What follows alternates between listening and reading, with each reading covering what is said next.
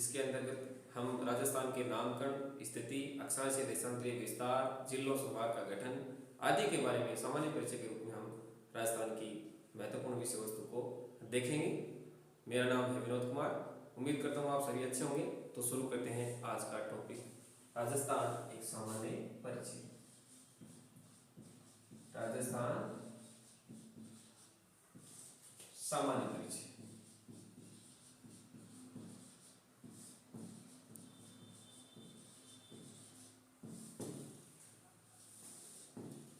सबसे पहले बात करते हैं राजस्थान के नामकरण के बारे में कि आधुनिक जो राजस्थान है उसका राजस्थान नाम किस प्रकार पड़ा, किस प्रकार से ये भौगोलिक क्षेत्र पहले किस नाम से जाना जाता था, इन चीजों के बारे में चर्चा करेंगे। तो सबसे पहले देखते हैं हम राजस्थान का नामकरण।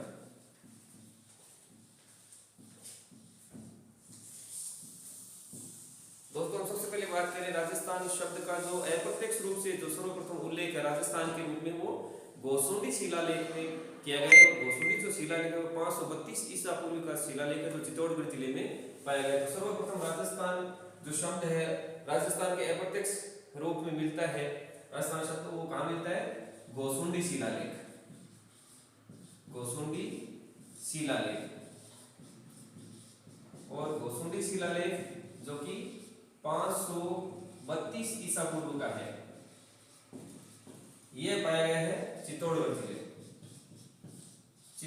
जिले में, जिसमें सर्वप्रथम इस भौगोलिक भूभाग को राजस्थानी के नाम से जाना गया। किस नाम से जाना है गोसुंडी शिलालेख में? राजस्थानी के नाम से उल्लेख किया गया है सर्वप्रथम। इसके बाद देखें तो जो राजस्थान जो शब्द है उसका अप्रत्यक्ष रूप से उल्लेख किया गया है वो किया गया है बसंतगढ़ शिलालेख जो कि खीमल माता के मंदिर में पाया गया है और यह 625 ईस्वी का शिलालेख है। 625 ईस्वी का जो शिलालेख है बसंतगढ़ शिलालेख।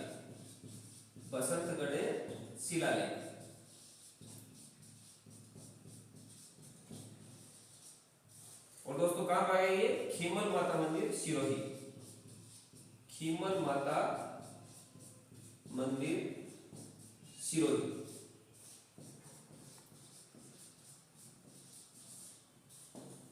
इस शिलालेख में राजस्थान को राजस्थानादित्य के नाम से पुकारा गया है। राजस्थानादित्य के नाम से पुकारा गया है। समय बीतने के साथ राजपूत राज्यों की प्रधानता होने के कारण इस क्षेत्र को राजपूताना कहा जाने लगा। और वर्तमान समय में देखेंगे तो राजपूताना जो शब्द है, राजपूताना शब्द का सर्वप्रथम प्रयोग किसने किया? राजपूताना शब्द का सर्वप्रथम प्रयोग जॉर्ज थॉमस ने किया। राजपूताना इस भौगोलिक भूभाग के लिए राजपूताना शब्द का प्रयोग जॉर्ज थॉमस के द्वारा किया गया। जॉर्ज थॉमस ने इस भौगोलिक भूभाग को क्या कहा? राजपूताना का। और इसका उल्लेख हमें कहाँ मिलता है? इसका उल्लेख हमें मिलता है 1805 में विलियम फ्रैंकलिन के द्वारा एक जो पुस्तक प्रकाशित की गई उसमें मिलता है। और इस पुस्तक का नाम था the military memories of mister George Thomas. और ये पुस्तक किसके द्वारा की गई? William Franklin.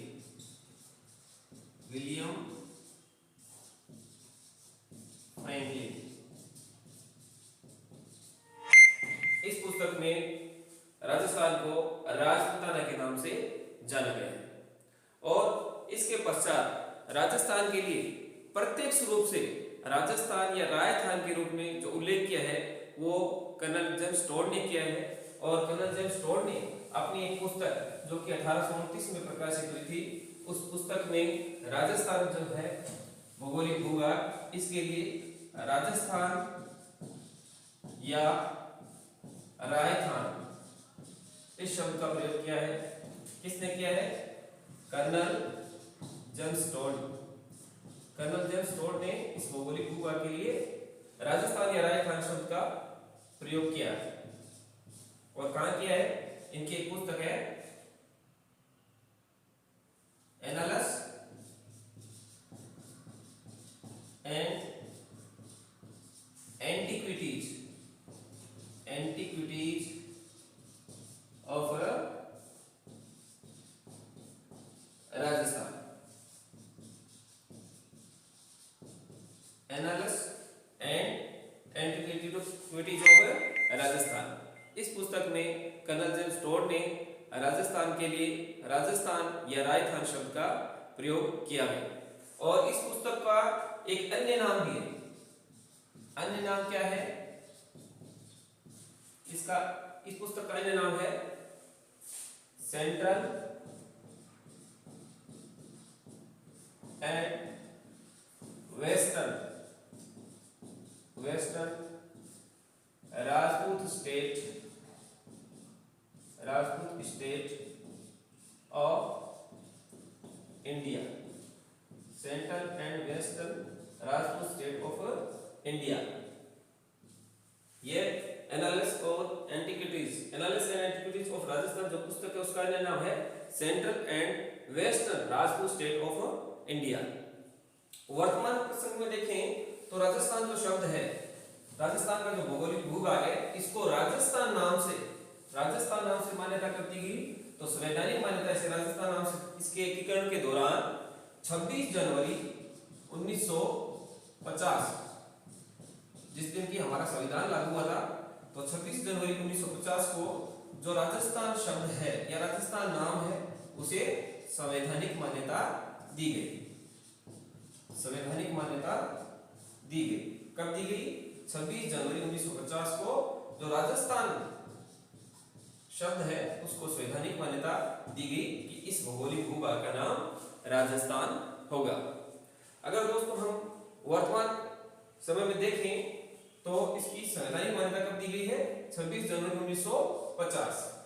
अब बात करते हैं राजस्थान की स्थिति के बारे में। ये तो हुई नामकरण से संबंधित बातें।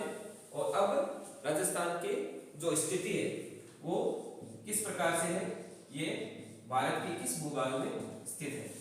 तो अगर हम बात करें भारत के संदर्भ में देखें तो राजस्थान जो है वो कहाँ पड़ता है ये देखते हैं। उसके बाद करेंगे राजस्थान के अक्षांशीय और देशांतरीय विस्तार की बातें।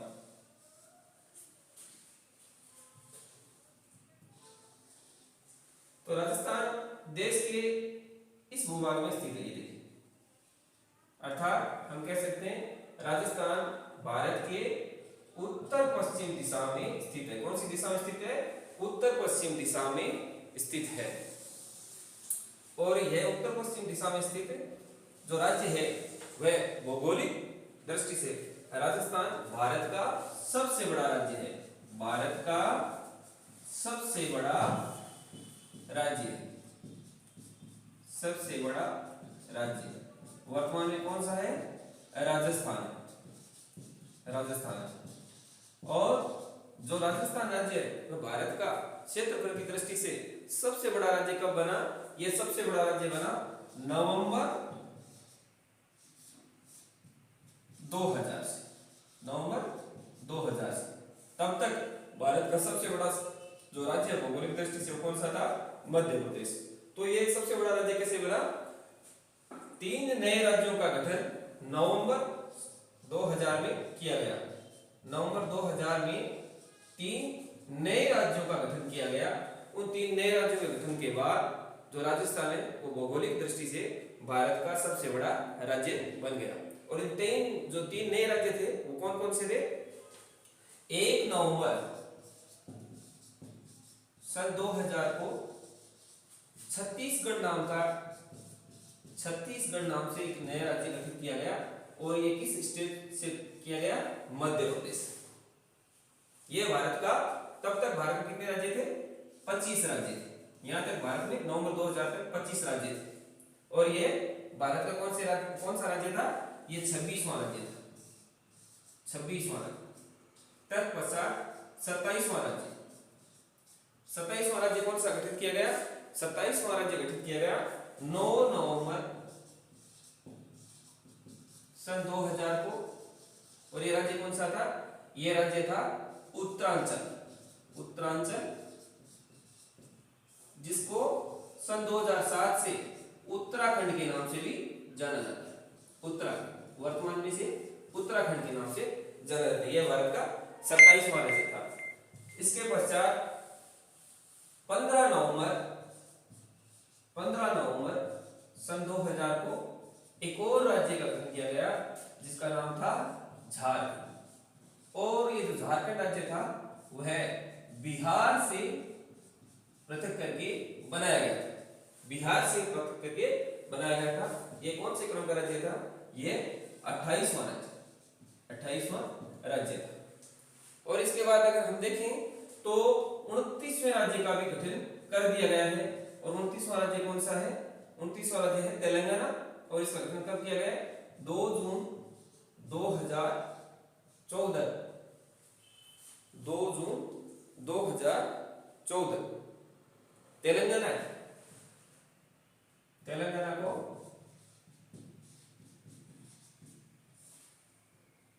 गठित कर दिया गया। और तेलंगाना जो राज्य है इसका गठन किया गया है आंध्र प्रदेश राज्य, आंध्र प्रदेश राज्य।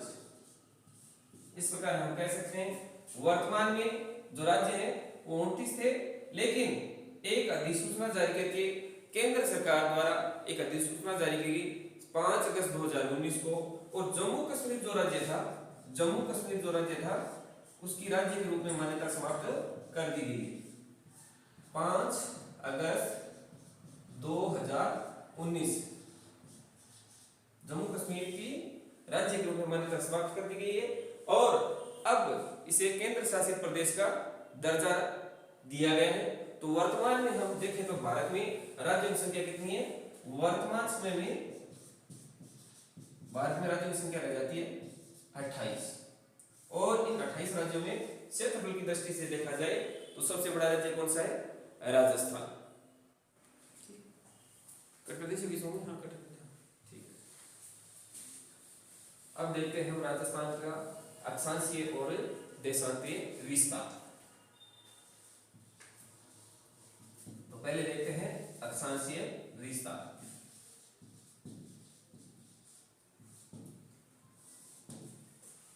अगर हम ग्लोब के सापेक्ष राजस्थान को देखें तो राजस्थान ग्लोब के सापेक्ष इस प्रकार आपको उत्तरी गोलार्ध में दिखाई देता है। यह भूमध्य रेखा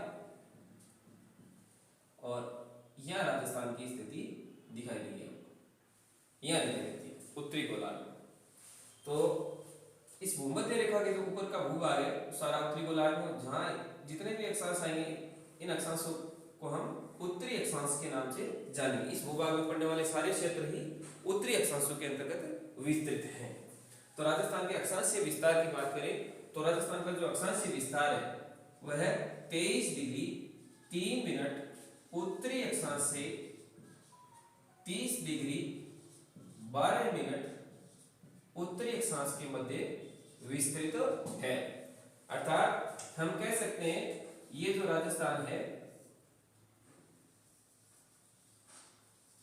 ये Rajasthan 23 degree 3 minute 23 degree 3 minute उत्तरी अक्षांश से 30 डिग्री 12 मिनट उत्तरी अक्षांशों के मध्य स्थित है। कितने अक्षांशों के मध्य स्थित है? 23 डिग्री 3 मिनट उत्तरी अक्षांश से 30 डिग्री 12 मिनट उत्तरी अक्षांशों के मध्य स्थित है। तो यहां से काफी बार प्रश्न किए गए हैं कि राजस्थान का जो अक्षांशीय विस्तार है उसका अंतराल कितना है? अक्षांशीय विस्तार का अंतराल कितना है? या इसको यूं कह सकते हैं कि राजस्थान कितने अक्षांशों के या कितने अक्षांशीय विस्तार के अंतराल के मध्य विस्तृत है। तो इसका हम निकाल सकते हैं 30 डिग्री 12 मिनट में से 23 डिग्री 3 मिनट को घटा करके निकाल सकते हैं। 12 में से 3 निकालेंगे 9 और इधर 30 में से 23 निकाल देंगे तो 7। तो हम कह सकते हैं राजस्थान में जो अक्षांशीय विस्तार है वो 7 डिग्री 9 मिनट के अंतराल पर फैला हुआ है। अर्थात राजस्थान 7 डिग्री 9 मिनट अक्षांशीय विस्तार का जो अंतराल है उनके मध्य विस्तृत है। ये राजस्थान के अक्षांशीय विस्तार की बात हुई। अब करते हैं हम राजस्थान के जो अक्षांशीय विस्तार से संबंधित कुछ प्रश्न उनके बारे में। तो ग्लोब पर हम देखते हैं ये भूमध्य रेखा, इसका मान होता है 0 डिग्री अक्षांश। भूमध्य रेखा से ठीक ऊपर की ओर जाएंगे तो 23.5 degree 23 degree 30 minute 23 degree 30 minute जो उत्तरी अक्षांश है उसे कर्क रेखा के नाम से जाना जाता है। किस नाम से जाना जाता है? कर्क रेखा। कर्क रेखा एक उष्ण कटिबंध है। यहां अत्यधिक गर्मी पड़ती है। तो ये जो 23.5 डिग्री उत्तरी अक्षांश है कर्क रेखा, ये राजस्थान के 2 जिलों से होकर गुजरती है। डूंगरपुर और बांसवाड़ा की सीमा बनाते हुए बांसवाड़ा के ठीक मध्य से होकर गुजरती है। तो इस वजह से राजस्थान का जो बांसवाड़ा जिला है उसका अधिकांश भाग वह किस कटिबंध में स्थित है? उष्ण कटिबंध में स्थित है। बाकी जो राजस्थान है, शेष जो राजस्थान है वह उपोष्ण कटिबंध या कह सकते हैं शीत कटिबंधों के मध्य फैला हुआ है। तो अब यहां से कुछ प्रश्न पूछे गए हैं कि कर्क रेखा से राजस्थान का जो अधिकांश हिस्सा उत्तर में रह जाता है, तो राजस्थान की जो जलवायु किस प्रकार की? शीतोष्ण या उपोष्ण कह सकते हैं। उपोष्ण जलवायु है। शीतोष्ण या उपोष्ण जलवायु कटिबंधों के मध्य अधिकांश भूभाग राजस्थान की जलवायु के अंतर्गत, जो राजस्थान का भूभाग है वो उपोष्ण जलवायु के अंतर्गत आता है। इसके बाद अगर बात करें, चूंकि कर्क रेखा पर सूर्य की किरणें लंबवत गिरती हैं, ये जो कर्क रेखा भाग देख रहे हैं हम, इस पर सूर्य की किरणें लंबवत गिरती हैं और कर्क रेखा से जैसे जैसे उत्तर में जाएंगे, जैसे जैसे ऊपर की ओर उत्तर में जाएंगे, उन स्थानों पर सूर्य की किरणें तिरछी होती जाएंगी। तो इस प्रकार के प्रश्न भी पूछे गए हैं कि जो 21 जून है, 21 जून को क्योंकि उत्तरी गोलार्ध में सबसे बड़ा दिन होता है, तो 21 जून को सूर्य की किरणें सर्वाधिक तिरछी कहां गिरेंगी? तो राजस्थान के अगर विस्तार की बात करेंगे, सर्वाधिक उत्तर में जो स्थान होगा वहां सूर्य की किरणें सर्वाधिक तिरछी गिरेंगी, क्योंकि कर्क रेखा देखिए 23 डिग्री 3 और यहां से अगर आगे चलेंगे, ये देखिए 23 डिग्री 30 मिनट 23 डिग्री 30 मिनट, ये जो रेखा ये हो गई कर्क रेखा। और इस कर्क रेखा से जो जो उत्तर में बढ़ेंगे सूर्य की किरणें वो तिरछी होती जाएंगी। तो 21 जून को सूर्य की किरणें सर्वाधिक तिरछी कहां गिरेंगी? ये रहा सबसे उत्तर में कौन सा जिला है? श्री गंगानगर जिले में सूर्य की किरणें 21 जून को सर्वाधिक तिरछी गिरेंगी। कहां गिरेंगी? श्री गंगानगर जिले में। तो अगर हमारे ऑप्शन श्री गंगानगर से अलग होंगे तो हम जिलों की स्थिति देखेंगे।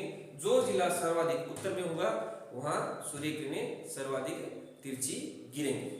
इसके साथ साथ एक प्रश्न ये भी पूछा गया है, नो शेडो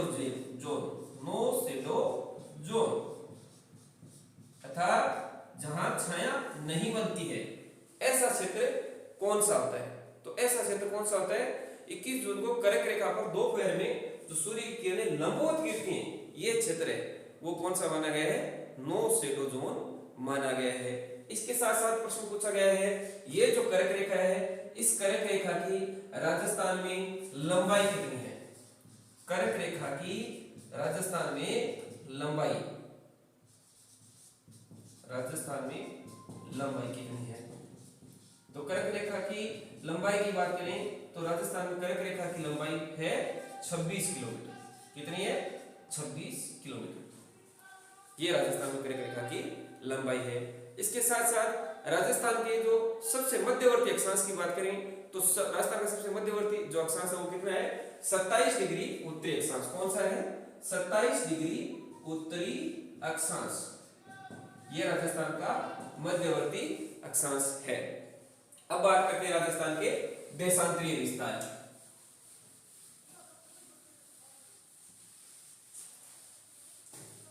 राजस्थान का जो देशांतरीय विस्तार है, देशांतरीय विस्तार, देशांतरीय विस्तार, अगर हम देखें ग्लोब के सापेक्ष, ग्लोब के सापेक्ष देखें तो ग्लोब पर अक्षांश और दशांतर रेखाएं चूंकि काल्पनिक रेखाएं हैं, अक्षांश रेखाओं की परिकल्पना क्यों की, किसी स्थान की स्थिति को दर्शाने के लिए, और देशांतर जो रेखाएं उनकी परिकल्पना की गई है किसी स्थान के समय को बताने के लिए। तो ये जो 0 डिग्री देशांतर है, 0 डिग्री देशांतर है, इस देशांतर से इधर वाला जो भाग है वह कहलाता है पूर्वी गोलार्ध, पूर्वी गोलार्ध, और 0 डिग्री देशांतर से इधर वाला भाग है वह कहलाता है पश्चिमी गोलार्ध, पश्चिमी गोलार्ध। अगर हम राजस्थान की स्थिति देखें तो यहां बनती है राजस्थान की स्थिति, ये स्थिति है, तो हम कह सकते हैं राजस्थान देशांतरीय दृष्टि से किस गोलार्ध में, देशांतरीय दृष्टि से राजस्थान पूर्वी गोलार्ध, पूर्वी गोलार्ध में स्थित है।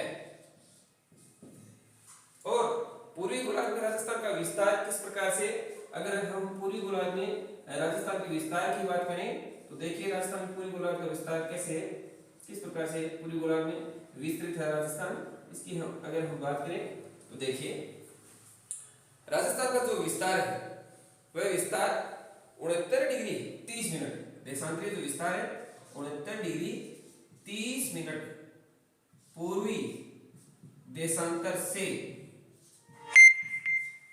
78 डिग्री 17 मिनट पूर्वी देशांतर के मध्य स्थित है। अर्थात हम कह सकते हैं राजस्थान का देशांतरीय विस्तार 69 डिग्री 30 मिनट। तो राजस्थान के देशांतरीय विस्तार के अंतराल की हम बात करें कितने देशांतरों के मध्य राजस्थान का जो विस्तार है वो फैला हुआ है, तो इसको हम निकाल सकते हैं 78 डिग्री 17 मिनट में से 69 डिग्री 30 मिनट माइनस कर देंगे। तो देखिए 17 डिग्री में से 17 मिनट से 30 मिनट घटा नहीं सकते, तो इधर से हम 1 डिग्री ले लेते हैं, 1 डिग्री अर्थात 60 मिनट, 60 मिनट इसमें जोड़ेंगे, 60 और 17 हो जाएंगे 77, 77 में से 30 घटाएंगे तो बच जाएंगे 47 मिनट, और इधर बच गए अपने 77 और 77 में से 69 डिग्री घटाएंगे तो बच जाते हैं 8। तो हम कह सकते हैं राजस्थान का जो देशांतरीय विस्तार का अंतराल है वह 8 डिग्री 47 मिनट है। और ये राजस्थान का जो पूर्वी और पश्चिमी भाग है, पूर्वी और पश्चिमी भाग है, उसमें समय अंतराल कितना रहता है, क्योंकि देशांतरों की परिकल्पना किसी स्थान के समय को बताने के लिए की गई है, तो इस समय अंतराल को हम ज्ञात कैसे करेंगे इसके बारे में देखिए। तो इसको ज्ञात कैसे करेंगे, राजस्थान का जो देशांतरीय विस्तार है उसको, ये देशांतरीय विस्तार है राजस्थान का, ये जो देशांतरीय विस्तार है इसका अंतराल, समय का अंतराल कैसे ज्ञात करेंगे, तो चूंकि सूर्य की किरणों को 1 डिग्री देशांतर जो ये पार करती हैं, 1 डिग्री देशांतर पार करने में, 1 डिग्री देशांतर पार करने में सूर्य की किरणों को कितना समय लगता है, सूर्य की किरणों को जो समय लगता है वो समय कितना लगता है, 4 मिनट। कितना समय लगता है, 4 मिनट। 8 डिग्री 47 मिनट को पार करने में कितना समय लगेगा, इसको हम आसानी से ज्ञात कर सकते हैं। तो अपन 8 डिग्री 47 मिनट को गुणा कर देंगे 4 से, ये हो जाएगा 7 चौका 28, 4 चौका 16 और 2 18, 188, और ये हो जाएगा 8 चौका 32। तो ये समय आ रहा है आपके 32 मिनट और 188 सेकंड। इसको 188 सेकंड को हम कन्वर्ट करेंगे मिनटों में, मिनटों में कन्वर्ट करेंगे तो इसके हो जाएंगे 60 का भाग देंगे तो 3 मिनट और कितने सेकंड हो जाएंगे, 3 मिनट और 8 सेकंड हो जाएंगे। 3 मिनट 8 सेकंड हो जाएंगे, तो इसको 3 मिनट को इधर जोड़ देते हैं हम, 35 मिनट हो जाएंगे, और इधर सेकंड हो जाएंगे 35 मिनट, और ये सेकंड हो जाएंगे 8 सेकंड। तो हम कह सकते हैं राजस्थान के सबसे पूर्वी और सबसे पश्चिमी भाग में समय का अंतराल कितना है, 35 मिनट और 8 सेकंड। 35 मिनट 8 सेकंड तो सूर्य अंतराल है, सूर्योदय है उसका अंतराल है। तो इस प्रकार से हम राजस्थान के सबसे पूर्वी और सबसे पश्चिमी भाग के जो सूर्योदय का जो समय है उसके अंतराल को हम ज्ञात कर सकते हैं। इसके साथ साथ राजस्थान का जो मध्यवर्ती देशांतर है, इसके बारे में क्वेश्चन पूछा गया कि राजस्थान का मध्यवर्ती देशांतर कौन सा है, तो 74 डिग्री पूर्वी देशांतर है, उसको राजस्थान का मध्यवर्ती देशांतर माना गया है। और इसके साथ साथ हमने ये भी देखा है कि ग्रीनिच रेखा है जो 0 डिग्री, इससे अगर हम पूर्व की ओर जाएंगे तो समय बढ़ेगा और पश्चिम की ओर जाएंगे तो समय घटता है। शेष राजस्थान का जो समय परिचय उसके बारे में हम अगले भाग में पढ़ेंगे। तब तक के लिए नमस्कार। उम्मीद है आप सभी को ये वीडियो पसंद आया होगा। अगर हमारा वीडियो पसंद आता है तो लाइक और सब्सक्राइब जरूर करें, और इसके साथ साथ अपने जो सजेशन है वो आप कमेंट बॉक्स में दे सकते हैं।